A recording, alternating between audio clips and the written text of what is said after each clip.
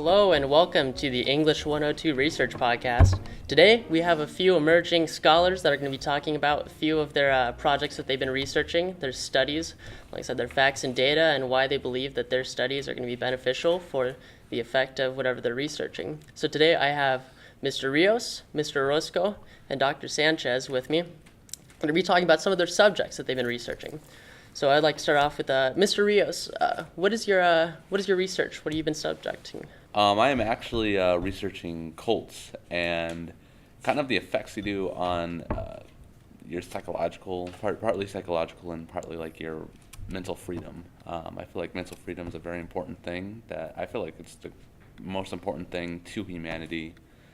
It's kind of I always found it interesting how people in like droves and like drones and just by hundreds and thousands often just stop their mental freedom for a belief, whether it be as crazy as something like as Heaven's Gate or as something as controlling as another major religion. I don't want to offend anyone, but these larger religions. So I always found that interesting, and I was like, you know what? When I had this opportunity to write a research paper, I was like, you know what? I'm going to write what interests me and learn more about it. So that's why I chose cults. Fascinating. Thank you. Dr. Orozco? Oh, it's me. Hello. Okay, so I'm doing generation gaps within the workplace and in school. So for a very long time now, I've been so fascinated with the fact of different generations and how they interact with one another in society. For example, you got the baby boomers, you got Generation Z, Generation X, and the millennials, or Generation X, Generation Z, then the millennials. But what astonishes me is the fact that through each generation, they've all been through either a significant event in their lives, such as major world wars, that have altered their decision-making, their perception on things. And as you can tell, Generation Z and millennials, for example, have grown up together through technological advance where it was so rapid, so fast. And it's very astonishing to see how the past generations are trying to keep up, yet it's a lot of generalizations and just a bunch of tension within the workplace. And it really goes to show the differences that we have and how we can better ourselves instead of discouraging one another. So it's just something I've always thought of. Dr. Sanchez? I'm doing mine on the opioid epidemic that is currently raging through America, and just really got inspired because I've had family members that have been addicted to opioids for a while now. So I just really want to bring light to the epidemic that is currently raging through America and just devastating a lot of lives, and just the amount of drugs that are on the streets that are just so dangerous to everybody. It's just ridiculous, and I think people need to be aware of the problem that's really destroying America, especially our youth and everything. Are you touching light on how to possibly solve it, or just kind of opening people's eyes to the a matter? little bit of both. Just bringing solutions that can help, because it's not really a regulated thing by the government. So, I think the government should play a lot more of a role into this, because a lot of these are FDA issued drugs that are dangerous to most Americans when taken in large amounts. And the fact that doctors are able to hand out such a large dose of these drugs it's kind of disgusting. I'm writing about the how music can affect mental health and how using music therapy and mental wards could be extremely beneficial to the population. I'm touching a lot on not just American interactions with it, but foreign. We have a lot of problems with diagnosing mental disorders currently in this day and age, and trying to analyze not only the problem of how we can figure out whether or not somebody actually does have one, but figuring out the most effective ways of treating these problems and returning them to their prior mental health as quickly as possible. So, let's say, Dr. Rios, what would you say has been a very crucial point of information? What would you say has been something very interesting that you didn't know prior to this that really turned you towards studying this? Absolutely. I would definitely have to say mostly the history. It's kind of interesting because, the history of psychology behind the cult leader themselves, because it's really interesting. Often these cult leaders are trying to run and hide from something, often themselves. So it's kind of interesting. I've been kind of noticing a pattern where the cult leader is afraid to be themselves, so then you get these large groups of people who make that large group of people not themselves and something DC as an ideal person. So that's what I've been kind of finding really interesting with my research paper. And it's a lot of social interaction. That's how they draw so much attention to Oh, the yeah. groups, isn't it? Oh yeah, oh absolutely. It's kind of funny actually because a lot of the same tactics cult leaders use is the same thing many politicians use, and some that are in high places of power have a cult-like following, which is very interesting. And then they discourage, they even say similar things like, "Oh, don't trust the media. What the media says about me, I'm the good guy," and it's kind of like that's very Heaven's Gate like. Yeah.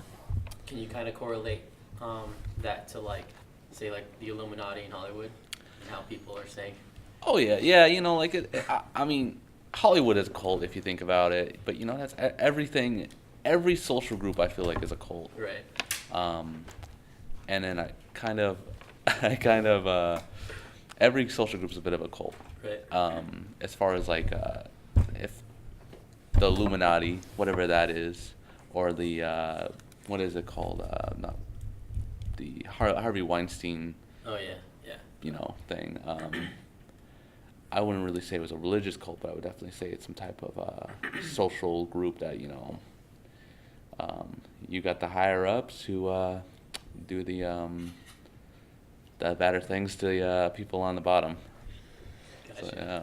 And your paper, the goal of your paper is to kind of tell people, make them understand how necessarily they're bad, or what was it geared towards? Oh, it's absolutely just kind of take a look around, see what you're doing. If you're joining something, if you're joining a group or you're joining some type of movement, just remind yourself, how much is this limiting my mental freedom, and is this am I following some belief just blindly? Yeah, be careful. Be careful what you believe in. Be careful what you believe in. Just look around what you're doing, and remember your impact. Yeah. And remember that the most important thing to you as a person will always be your mental freedom and your expression of self. Thank you, sir. Thank you. Dr. Roscoe? Mine, I guess it would have to be how history repeats itself. Like I said, generations have experienced significant events in their lifetimes that have altered their decisions and their perceptions on a lot of things, and that ultimately affects how they interact with other people because they're still stuck within that mindset of that specific time, because that's when they were in their prime.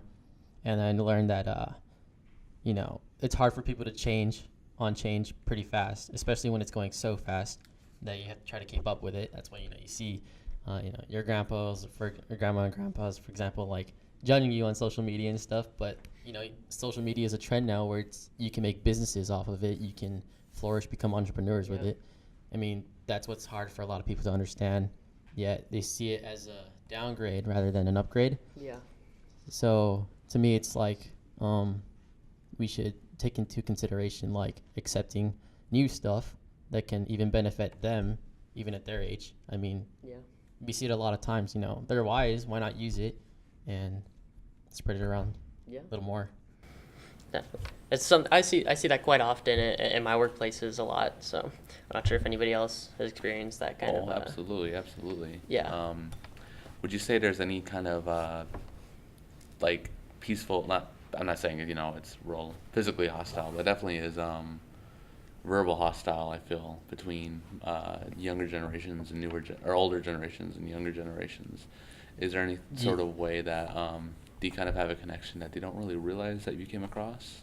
For me, it was I guess it all correlates to what their primary goals are in life, because a lot of our goals are different. Because back then their goals were have a family or better yourself, but it wasn't as independent as I would say today. I noticed that this article I saw from Harvard, they said that a lot of the teens nowadays are not driven in the workplace. Like you see them like on their phones all the time, dreaming and like wow, I just want to be that one day, But a lot of people are saying that it's very hostile for them because you're there to work, you're there to do your job, and then it really impacts how they act in the workplace, and it really goes to show how ambitious they are in school as well. Like, it's just really difference of opinion and difference of perception when they see. It's just a huge age gap. So I feel like every generation kind of had distraction, Simple. I mean, Yeah, our fathers, our fathers and our moms and stuff. They were on their smartphones. Like they were on something like their smartphones, except it wasn't a smartphone really. They're probably on like a Rubik's cube or a Game Boy or something. Yeah, really fast. It's just we always had something in our hand. I feel like it's just now it's a cell phone instead of some sort of cheaper toy or gimmick. One problem that I've always seen with delving into this subject is that it's kind of hard to break it down into a science, isn't it? It's not very easy to say, I have spreadsheets, I have data and graphs. Yeah. lots of proof, and there's even proof that proves it to the point where it shows like certain scenarios that a lot of people can relate to, and that actually makes sense to where a lot of these things that you see in the workplace actually comes to light, but you don't really think about it until someone actually puts it on paper.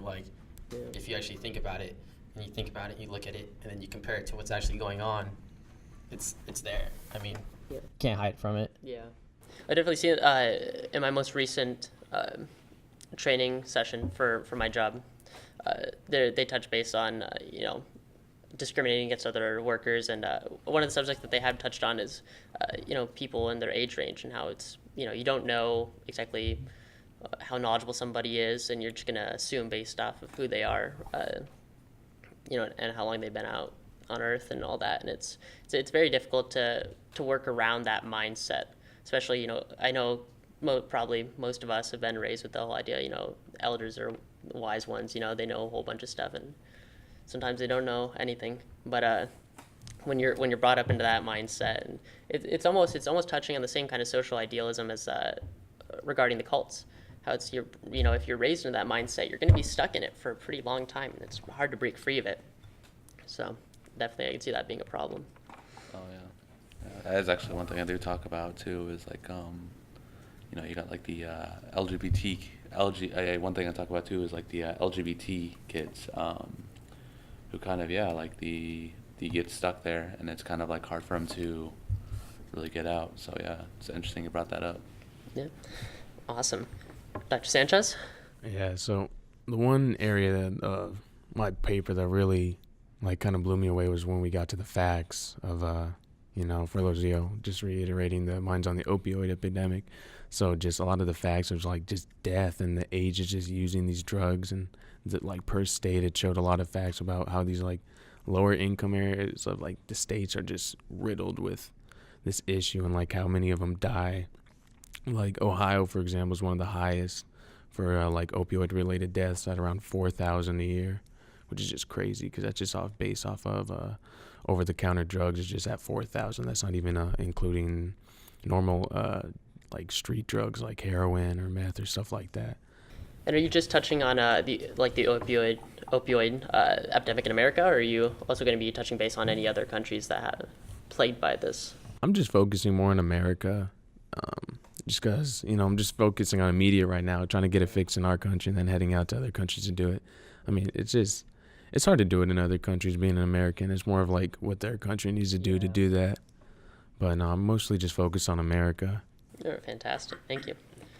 So what would you guys say? So we already touched on the most interesting fact and why exactly we're doing this. Would you say that there's a potential definitive solution for what you guys are all gearing towards? Oh yeah, for sure. For mine, it's I mean, as you guys know, that we watch a lot of documentaries and stuff. Yeah. But and I truly feel that by documenting, it really shows the truth in its purest form, because you really do get it from raw, from the inside out, and then a lot of people don't understand or they don't like to gear themselves toward what they don't understand. Yeah. So, for example, that's like with anything. For example, littering, you don't really know how bad it is until you see it yourself. Definitely, yeah. And then for me, it's like, I guess documenting certain, like a wide variety of groups from different generations. And they're not just straight about what they see or how they feel on their views on, say, like politics, schools, works, everything. Yeah. And then just seeing the comparisons, the correlations, the differences. And it's just like the more you understand, the better off you are. Yeah. But I also believe that like embracing change altogether. A lot of people don't like change because it's obviously uncertain. But I mean, it's always bound to happen, whether we like it or not. And the main thing is that it happens so fast, and we need to be ready to accept all that, because as one person, as an individual, our solely views can alter it by itself. Yeah. So I mean, it's really just, that's my solution. Yeah. That's what I would. One problem that I've noticed is that, that I know that over the last 100, 200 years, there's been more scientific breakthroughs and technological advancements than the rest whole of human history combined, just within the last 200 years. So I feel like the age gap, not only has it not been very present up until recent times, I'd say roughly, would you say mid-1900s is your early history section? I'd say that the farther that we, travel in science and technology, it just gets worse and worse, because I'm noticing that, yeah, well, there's more developments, and, in 5 years from now, somebody born in 2024 might have nothing in similar from somebody who was born, now, depending on just how they were brought up and how quick things change. It's so fast, the development these days. So it's a quick subject to try and keep up with as well. There's a lot going on. I'm gonna be real with you. The solution is probably the hardest part of mine. Mostly because the cult boom is mostly over. Not saying there's not any more cults. You heard about the FLDS. You still got groups like Jehovah's Witness. You still got groups like in Hollywood that are part of a cult. It's interesting because a lot of actors are in some major cults, which is really fascinating, like in Scientology and stuff. But but other than that, it's really hard to find a solution, because on one hand, I'm almost contradicting myself. Like, hey, don't be afraid to be yourself. At the same time, it's like, okay, some people consider following a certain religion or God, like, oh, this is me expressing myself. Well, yeah, a lot of people they thrive, and they definitely feel a lot better, more secure with that sense of belonging, that sense of social interaction. Just being belonging for a certain group, it's a lot more comforting than not. Even when a group such as Scientology, where they're very demeaning to the people that join, you pay endless amounts of money to move up in the program, and you follow strict regimens. They feel a lot better in that than if they were alone. Yep, and that just goes back to our tribal instincts, really. We all want to belong to a tribe. It's been like that even when you're in high school. You had your social cliques. Yeah, definitely. And now it's just like, what? I feel like a lot of people basically go into this cult not really understanding what they're getting themselves into, or not really understanding, like, hey, like, I'm giving up my personal freedom in order to be part of, in order to be part of something that's, I won't say bigger than me, but I could be bigger than. It's really tough. Well, especially because something like that has been built into our brains since forever ago. Oh yeah. Before, pre-westward expansion and all that stuff, all the way back to the beginning of time. It's something that's always kind of been there for us. And it is. Oh, okay. Sorry.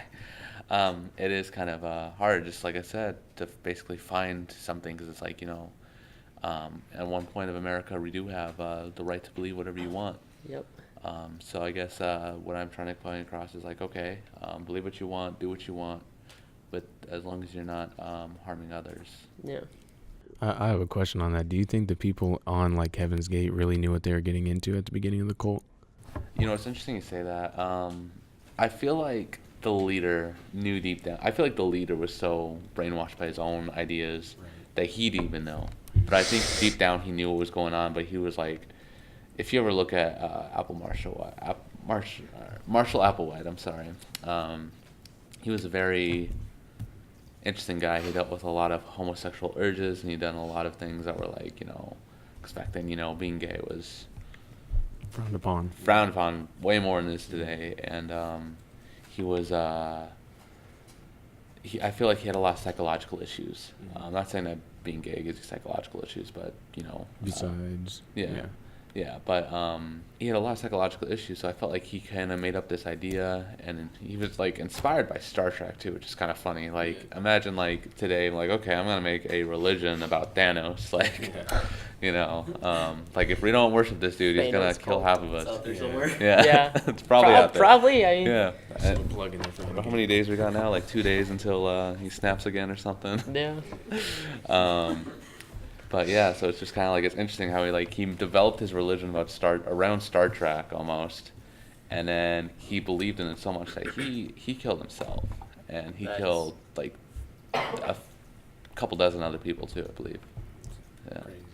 So for mine, I don't really think there's a real definitive solution for mine, unfortunately. I think we can put a lot of regulations on, the drugs that are out there, but, if people want to get high, they're going to get high, you can only stop so much of that.